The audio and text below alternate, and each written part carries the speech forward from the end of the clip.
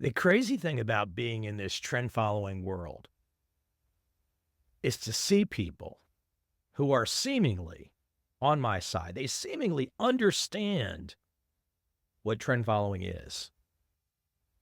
And then they throw a monkey wrench into their explanation. For example, instead of just saying that trend following is all about price, follow the price. You don't know where the fuck the price is going to go, but just follow it.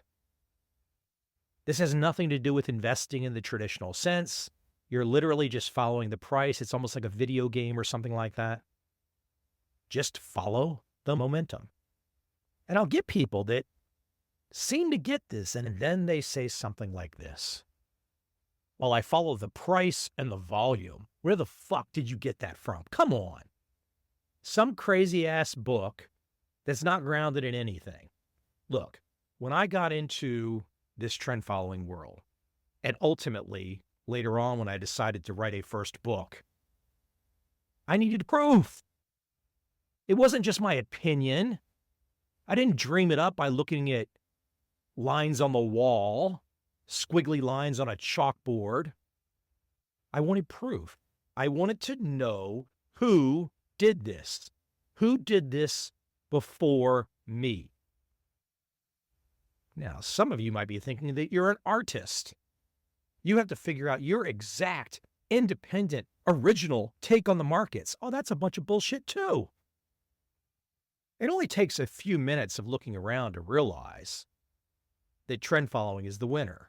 It only takes a few minutes of looking around to realize that over time, over decades, over centuries, the big winners have been trend following traders. Maybe somebody only made $1 million with trend following. Only $1 million. Maybe they made $1 billion. Sometimes luck is involved in the magnitude of the gains. It might depend on whether you're a money manager or not, managing billions for clients and getting fees to be a trend following trader. But what I wanted to know when I started out, who were the winners? What was their performance? Where could I find the performance? How did I know for sure the performance was actually real? Well, Mike, the performance is on file with the Commodity Futures Trading Commission. These are audited documents, disclosure documents.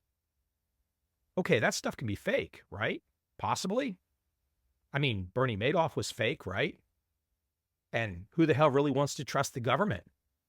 I mean, do you really think the people inside the government that are in charge of regulation are completely competent? I don't think so. So how do you know? I did assume that when I saw these disclosure documents, in my mind, I put a high degree of probability on the fact that they were accurate. But it wasn't enough. So you have all these different track records from different traders purporting to be trend following traders. How the hell do you verify it? Now, ultimately, there's a leap of faith. In anything in life, there's a leap of faith. But for me, when I started to look at the track records in detail, and I could see that a trend following trader in London and a trend following trader in Texas and California and Boston had similar track records, that told me something. What do I mean by similar? Meaning, let's say they started off the year with a negative January, a negative February, a negative March, and then all of a sudden they all had a big April, often in a similar magnitude of gain. This told me something. So, okay, I grudgingly trust the government might be telling me these audited track records are accurate, but that's not enough. But it was the correlation of performance that told me something. And they were all trading price. They weren't sitting around fucking with volume. They weren't fucking with candlesticks or some other bullshit. They ultimately had a process that was allowing them to get to these similar track records, even though they had no connection with each other. How fascinating is that? Now, of course, there were some people that were connected with each other. The turtles were connected with each other. And then there were often traders that might leave a big firm to go start their own firm. For example, Ken Tropin left John Henry's firm to start his firm. So you could say there was some mental seeding here and there. But I've been down the path, and for the vast majority of trend-following traders across this planet, going back decades, they very often got to their conclusions that price was it. Follow the price. Don't predict a damn thing. Just follow the price. They got to those conclusions independently of each other. Oh, you want to know more than I might say on this podcast? Okay, check out my little book of trading. Check out my book, Trend Following, the 5th edition. I get into the nitty gritty. Name, rank, serial number, all the details. Because ultimately, if I was going to do this, if I was going to understand this, I had to do the autopsy. I had to know what came before me. Now, what's amazing to me, this does not seem to be a typical thought process. Of course, it's very typical for the legendary trend-following traders. No doubt about that. Curious people, skeptics, utilize the scientific method. But for a lot of regular people, it doesn't work like that. A lot of regular people, it's like, my broker called with an idea. I respect my broker because he wears a suit and sits at a desk in a building with glass walls. For whatever reason, that never worked for me. Because if you start asking people that sit at the desk, called a broker with the glass walls, questions, the answers just start to become bullshit. The answers are parroted tropes. The answers are lines they give to all the brokers across the entire country, thousands of people parroting the same information. So how the hell does that work? Well, it works if there's a bull market. If there's a bull market, everybody's right. What was the line Buffett said, though? You really don't know what's going on until the tide goes out. You find out who's swimming naked. And what does this all come down to? What am I really driving at? I'm driving at you need a process, a set of rules that cover 5 areas. What markets are you going to trade? When will you enter?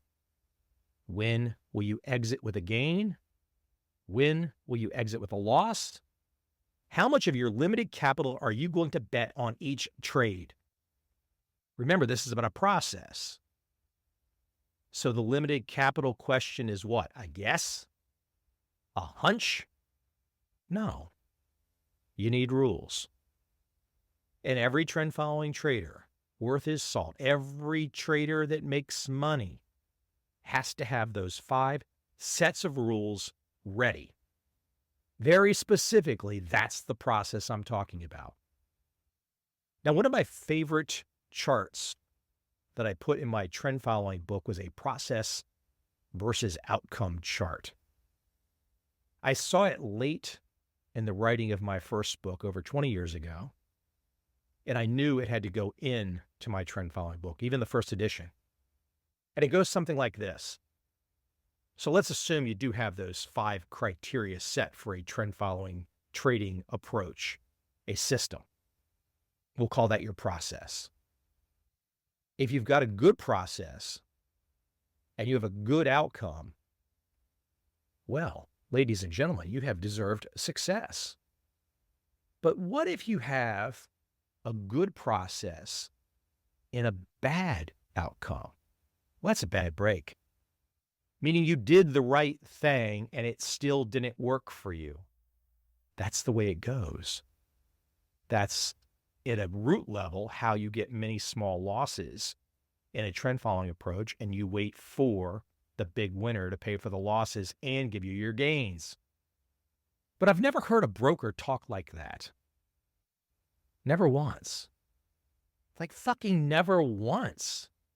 Have I heard a broker or a banker or a CNBC talking head talk like that? And that's like the basics. That's the basics of success. And it's never mentioned on any of the mainstream investing anything. I seriously doubt they talk about it in a college class. And it's so basic. So why the hell do they leave the powers that be? Why do they leave the basic understanding out of the equation, out of the education? Why do they leave it out?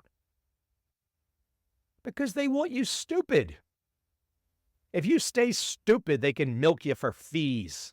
Come on, my friend, you get this, right? They're not your friend. You are to be milked. Now, there's a second part of this process versus outcome. What if your process is bad? Your process is bad, but you get a good outcome.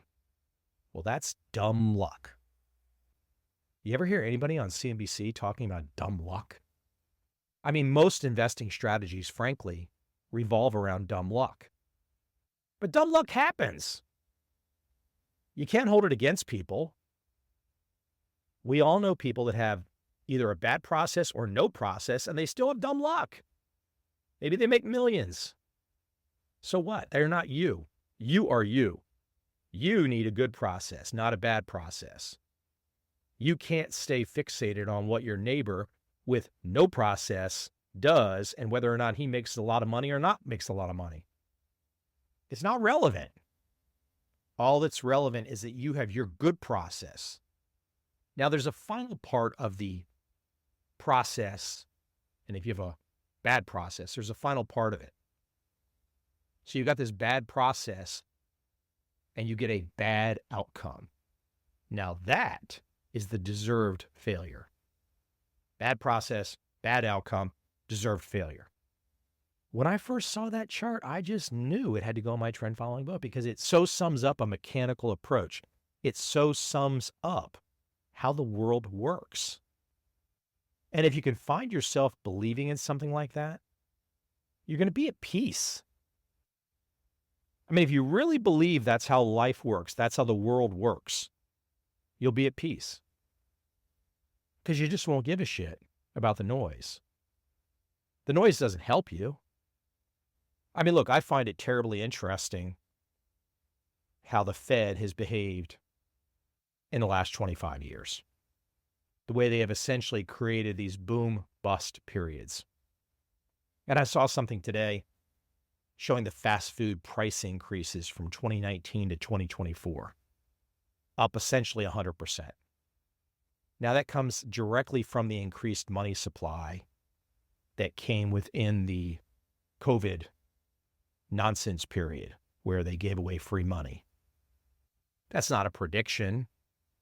It's not really an analysis. It's just a statement of fact. Now, of course, if you're trading McDonald's, who cares if the price is straight up? If the price of the stock is straight up, who cares? But people don't grab this.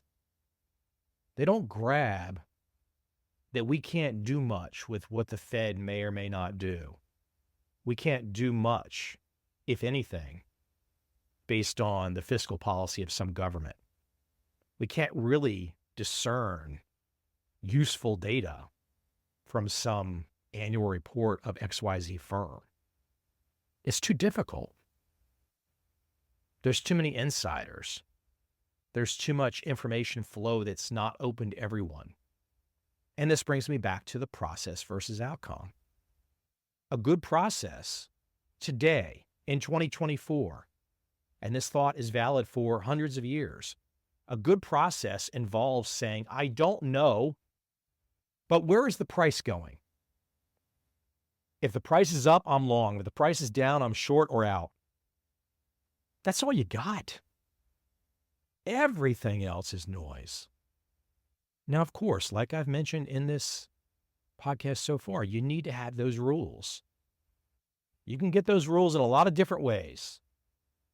I've helped a lot of people get those rules. There's other ways to get those rules. You can read books. You can take courses. But you got to get started. And the whole theme of this episode has been about history, essentially. Knowing the history. Knowing those past processes by other traders is important because you're not special and you're not different. And if you want to get success, you're going to end up emulating other people. You're going to end up emulating other processes. That's just life. Now, if you want to be an artist and you want to take your one shot and you don't want to have a system, you very well might likely get dumb luck. But damn it, that's not a good probability game. That's not a good game at all. The good game is to find those people that have come before you, those people that have figured it out, those people that have shared their wisdom. Take from them. Oh, maybe you make some small modifications on the margins. For example, what markets you trade based on where you live, that kind of thing. But by and large, be comfortable with the idea that humans are batshit crazy. Be comfortable with the idea that humans trade markets. And be comfortable with the idea that you don't know what's going to happen next. So the only thing you can do is follow the price. That's a recipe. You take that recipe, you take it into your kitchen and you cook it up. I guarantee you, you're going to have success. 100%. I had Paul Mulvaney on this podcast last year, and he made the point that when he was motivated to learn about trend following, he looked to other traders. He looked to the people that came before him. This is learning. This is life. I mean, right now we might look at the cultural landscape of America and we might say that things are going batshit crazy. There's nonstop violence. There's gender insanity. Everything that would have been considered useless and worthless are now things that are celebrated. The classics, how civilization came to be, how great civilizations came to be. We're in a period of time right now where people don't want to celebrate that. They want to do something new. And everyone with a pulse understands that across the planet right now, and you can see this across X, formerly Twitter, you can see the videos. There is behavior across this world, and it is undeveloped behavior meeting modern behavior. Meaning we have across this planet civilizations meeting that are not yet ready to meet. Period. You know it, and I know it. Good civilization is classical. Good civilization, we know how to get there. It's the same with trading. You just need to lower the ego and say, let me find out what all these smart people before me knew. And let me do a little copying of what they did. Let me understand it, but let me copy it. And if I do that, I've got a chance at some success. Or you can just go along with the new thing and fuck around. And then one day you're going to find out what happens if you fuck around too much. And you know the biggest thing that happens if you fuck around too much?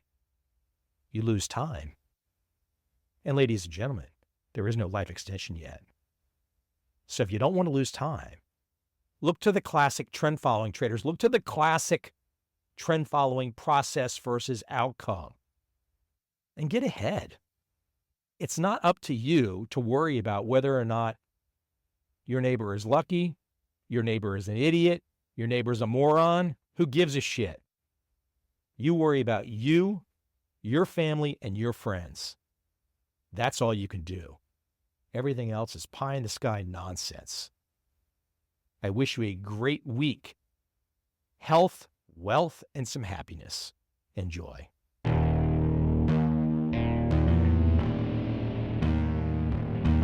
I see a time when those awake will understand how to make money in up, down, and surprise markets.